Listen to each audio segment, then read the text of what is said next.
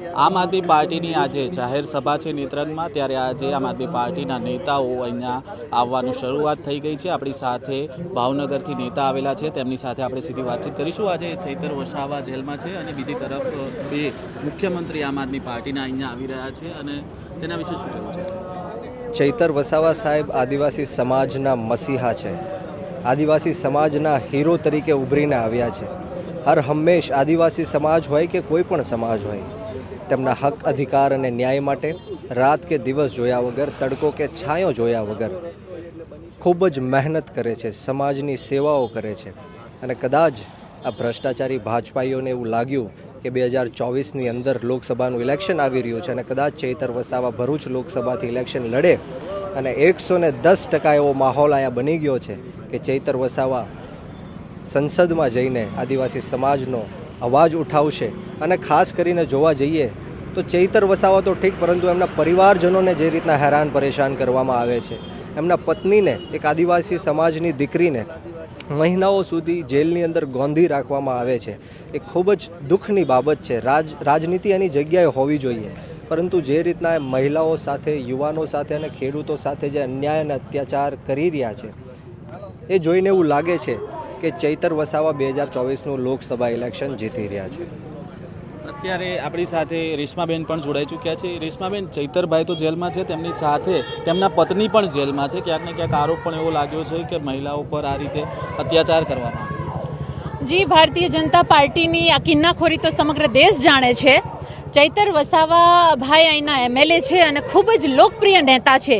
એની નેતાગીરીને દબાવવા માટે માત્ર એને એકને જ નહીં, પરંતુ પરિવાર ઉપર પણ એટલો જુલ્મ, એક કહેવાય તંત્રનો દુરુપયોગ કરીને કરી રહ્યું છે। તો ચોક્કસ રીતે અહીંયા આમ આદમી પાર્ટીનો એક સૈનિક ભેગો થયો છે। બિલકુલ આ ગુંડાગીરી જે કરી રહ્યું છે ભારતીય જનતા પાર્ટીની સરકાર, એની અમે નહીં સાખી લઈએ અને ચૈતરભાઈ વસાવાના સાથે સમગ્ર દેશ અને સમગ્ર ગુજરાત અને એક આમ આદમી પાર્ટીનો યોદ્ધા ઊભો છે। તેમના પત્નીના પણ હજી સુધી જામીન નથી થયા, તેમણે પણ જેલમાં છે। ઘણા લોકો એવું કહી રહ્યા છે કે તેમના પત્ની હતા તો ઘરમાં જ હોય, બીજે ક્યાં હોય। મહિલા સશક્તિકરણની વાતો કરતી અને મહિલા સન્માનની વાતો કરતી ભારતીય જનતા પાર્ટી જોતી નથી કે અન્ય પક્ષની એક ધારાસભ્યની પત્ની છે, એના ઉપર કઈ રીતે જુલ્મ કરે છે અને દેખાતું નથી। કહેવાનો મતલબ કે કથની અને કરની બંને અલગ છે। મહિલાઓને અપમાનિત કરતી, હું એવું માનું છું કે ચૈતરભાઈના ધર્મપત્નીને અંદર પૂરીને એક ખાલી અપમાન જ નહીં, પરંતુ એ સાચી લાગણીનો પણ દ્રોહ કર્યો છે। જે મહિલાઓની લાગણી જોડાયેલી છે એમની સાથે, અમારા જેવી બહેનોની લાગણી એમની સાથે જોડાયેલી છે। એટલે ચોક્કસ રીતે અમે આ જે કૃત્ય છે એને વખોડીએ છીએ અને અમને પૂરો વિશ્વાસ છે કે જે આદિવાસી સમાજનો શેર છે એ શેર બની અને ભારતીય જનતા પાર્ટીની કાયરતા સામે લડશે અને જીતશે। મનસુખભાઈનું કહેવું એવું પણ છે કે આવી જાહેર સભા કરવાથી જેલમાંથી છૂટી ન જવાય। જો એવું જ હોય તો દિલ્હીમાં પણ નેતાઓ જેલમાં બંધ છે, તો ત્યાં કેમ આવી જાહેર સભા નથી કરતા? દિલ્હીની સરકાર પણ ભારતીય જનતા પાર્ટીની ડરેલી છે અને અહીંયા પણ ગુજરાતમાં પણ ડરેલી છે, ત્યારે તંત્રનો દુરુપયોગ કરીને બંધ કરે છે। લોકશાહીમાં અમારો અધિકાર છે કે અમે સભાઓ કરીએ, જનમેદની એકઠી કરીએ, આ પ્રેમ છે આ લોકોનો, અમે નથી કરતા, પરંતુ એક વોટર્સ છે, આમ જનતા છે, એ ભેગા થઈ રહ્યા છે। અમે તો એક માધ્યમ બનીએ છીએ માત્ર। એટલે કહેવાનો મતલબ એ ભારતીય જનતા પાર્ટીના નેતાને એટલું કહેવાનું છે કે અત્યાર સુધી તમે વરિષ્ઠ હશો, પરંતુ ગુમનામ ન થઈ જાઓ, જરા જોજો। ક્યાંક ને ક્યાંક યુવાનો પણ અત્યારે મોટી સંખ્યામાં છે। ચૈતરભાઈ અહીંયા અગાઉ પણ ટેટના ઉમેદવારો હોય તેને લઈને પણ રેલી કાઢી ચૂક્યા છે, શિષ્યવૃત્તિની વાતો હોય તેને લઈને પણ કામ કરી ચૂક્યા છે। સમગ્ર ગુજરાતની અંદર અંદાજે 50 લાખ કરતાં પણ વધારે શિક્ષિત યુવાનો બેરોજગાર છે। હિન્દુસ્તાનની અંદર દર 5 મિનિટે એક યુવાન આત્મહત્યા કરી રહ્યો છે।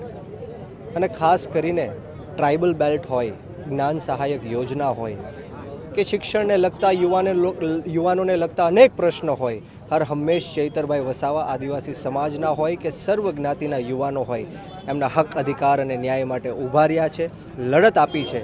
અને કદાચ યુવાનોમાં ખૂબ જ સારી એવી નામના ખૂબ જ ટૂંકા સમયની અંદર ચૈતરભાઈ વસાવાએ બનાવી છે।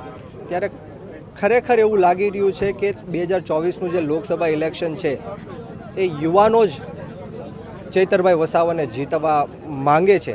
એટલા માટે કદાચ આ ભ્રષ્ટાચારી ભારતીય જનતા પાર્ટીના લોકો ષડયંત્ર રૂપે ચૈતરભાઈ વસાવાને જેલમાં પૂરવા માંગે છે। રેશમાબેન, આપણે વાત કરીએ તો દર વખતે ચૂંટણી ઢંઢેરામાં કંઈક ને કંઈક નવી વાતો આવતી હોય છે. રાજસ્થાનમાં પણ જોયું હશે કે અનેક વાતો કરવામાં આવી અને અહીંયા પણ હવે આગામી સમયમાં છે. તમને નથી લાગતું કે અહીંયાની જનતા કદાચ એ તરફ વળી જાય? જો જ્યારે માનનીય અરવિંદ કેજરીવાલજી ગુજરાતમાં જનતાના હક અપાવવાની વાત કરતા હતા, મહિલાઓને સન્માન રાશિ અપાવવાની વાત કરતા હતા, મોંઘવારીને સસ્તી કરવાની વાત કરતા હતા, ત્યારે આજ ભારતીય જનતા પાર્ટીએ રેવડી કહી અને અપમાન કર્યું હતું જનતાઓની આશાઓનું. ત્યારે આજે અમને એ વાતની ખુશી છે કે એણે મજબૂર થવું પડ્યું કે અન્ય રાજ્યોમાં એણે અમારી ચોરાયેલી અમારા વિચારોને ચોરવા પડ્યા અને ત્યાં એણે મજબૂર થઈ અને ત્યાં એણે સ્થાપિત કરવું પડ્યું. એટલે કે રાજસ્થાનમાં 450 રૂપિયાનો બાટલો મળી રહ્યો છે, મધ્યપ્રદેશમાં હજાર રૂપિયા સન્માન રાશિ મળે છે, સરકાર બન્યા પછી 3000 મળવાની વાત હતી. તો આ માનનીય અરવિંદ કેજરીવાલજીના અને આમ આદમી પાર્ટીના વિચારો હતા, એને ચોર્યા છે. અમને ખુશી એક વાતનું છે કે મજબૂર કરી દીધા આમ આદમી પાર્ટીએ ભારતીય જનતા પાર્ટીને કે સમગ્ર દેશમાં તમારે અમારા વિચારોના પગલે ચાલવું પડશે અને જનતાના હક માટે તમારે સરકાર બનાવવી પડશે, ના કે તમારા સત્તા લાલચ માટે, ના તમારા અભિમાન માટે. તો આ હતા રેશમાબેન કે જેમણે હજી આક્રમક જોવા મળી રહ્યા છે અને તેમનું કહેવું એવું છે કે હવે ભારતીય જનતા પાર્ટી પણ આમ આદમી પાર્ટીના રસ્તા પર ચાલી રહી છે અને જે વાત છે ચૈતર વસાવાને લઈને તો અહીંયા જે જનતાઓનો પ્રેમ જોવા મળી રહ્યો છે તેને લઈને હવે આગામી જે ચૂંટણી થવાની છે તેમાં ચૈતર વસાવાની જીત થશે તેવો દાવો કરવામાં આવે છે. કેમેરામેન યશપાલસિંહ સાથે જયંત દાફડા, નેત્રા. વૈષ્ણવજન તો તેને કહીએ જે પીડ પરા